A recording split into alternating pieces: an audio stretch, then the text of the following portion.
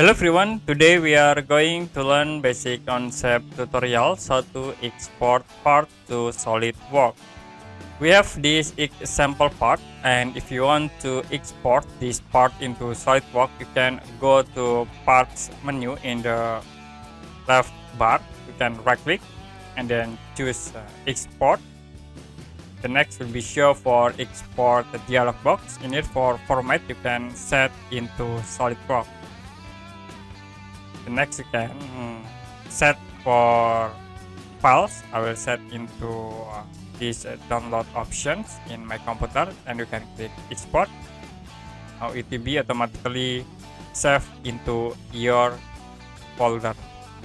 Okay, that's it for basic concept tutorials how to export to Solidworks. And if you have any question about this tutorial, you can comment below this video.